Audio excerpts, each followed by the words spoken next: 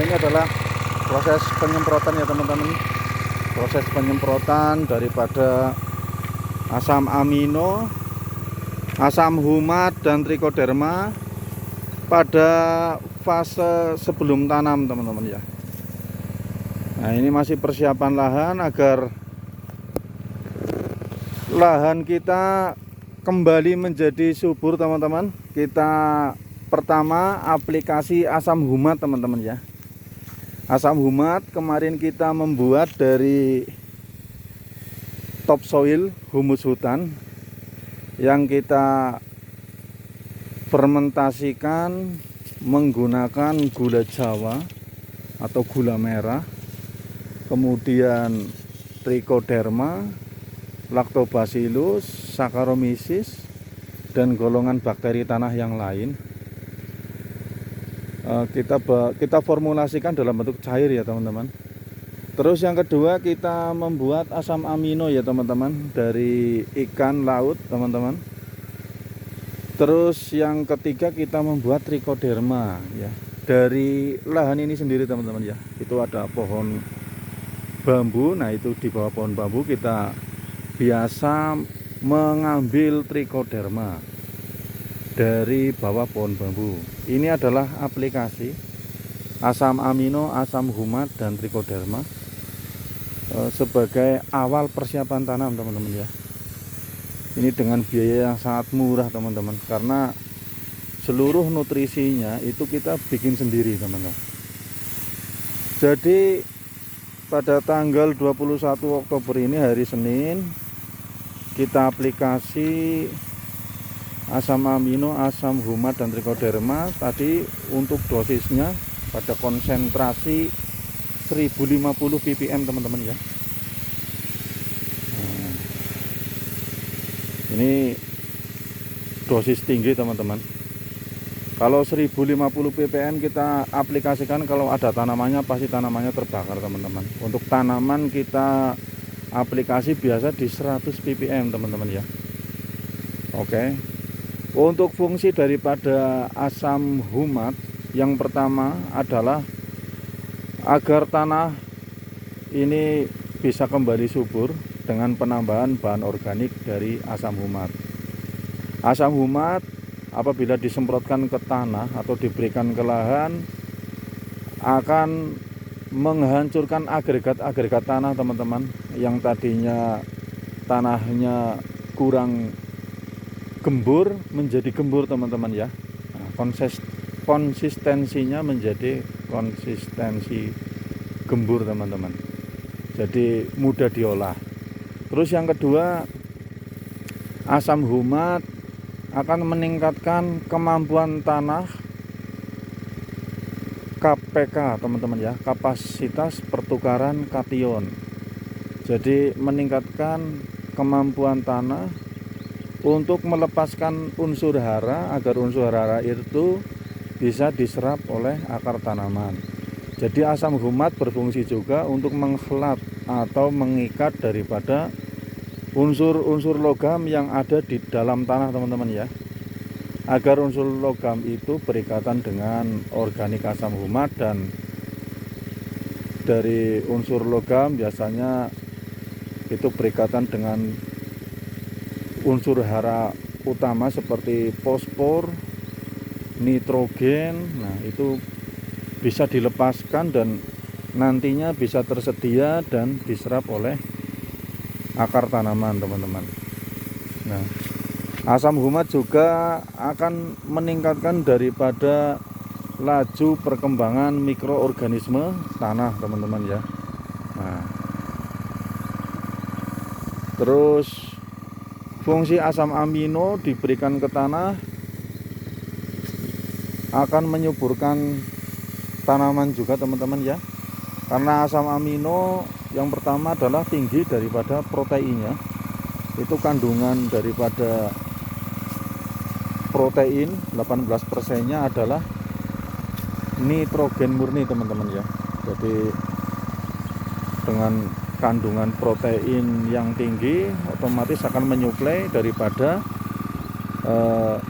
nutrisi atau unsur nitrogen. Nah, Terus fungsinya asam amino juga nantinya akan menjadi energi teman-teman bagi mikroorganisme yang baik untuk berkembang dan membentuk daripada ekosistem tanah atau ekologi tanah dan menyuburkan tanah ya teman-teman.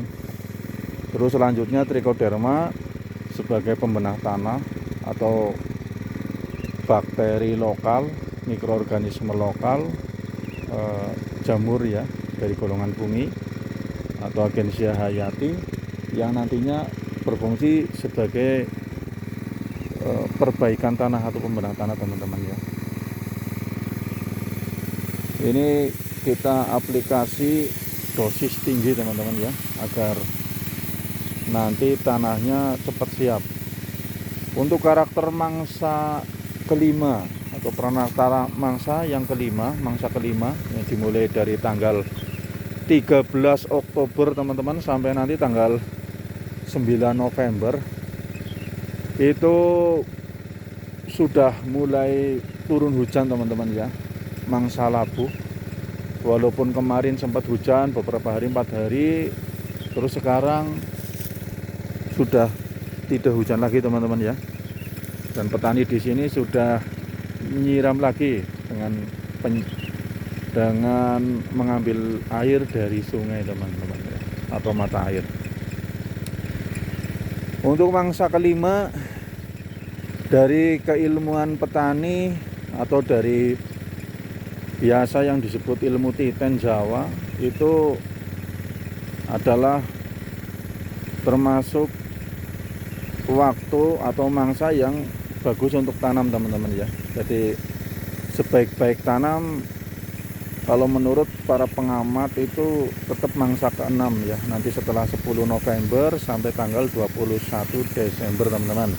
Tapi untuk mangsa kelima ini tanah ya sudah hidup ya, atau sudah kembali bangun teman-teman ya dari tidurnya. Kemarin kalau mangsa ketiga ini tanah kering kerontang, tidur teman-teman ya, karena situasi panas.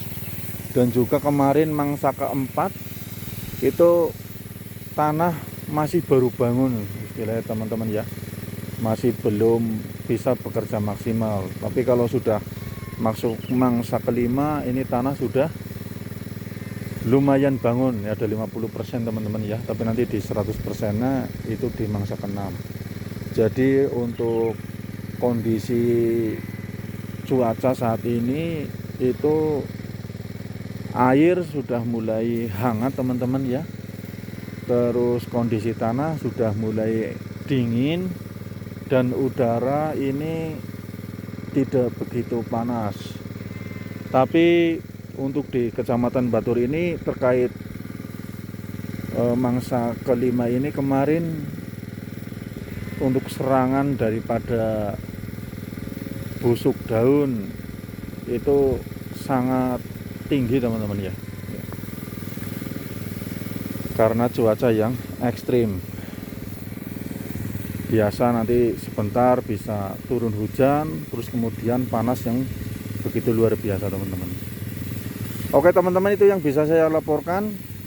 Nanti kita akan terus melaporkan daripada hasil aplikasi kita, agar teman-teman di rumah termotivasi untuk belajar membuat asam humat, asam amino, trichoderma, dan nanti banyak nutrisi-nutrisi yang lain atau penyubur tanah yang lain, agar teman-teman itu bisa melakukan good agriculture practice GAP teman-teman ya, agar meningkatkan daripada kualitas lahan, kualitas produksi, dan menurunkan daripada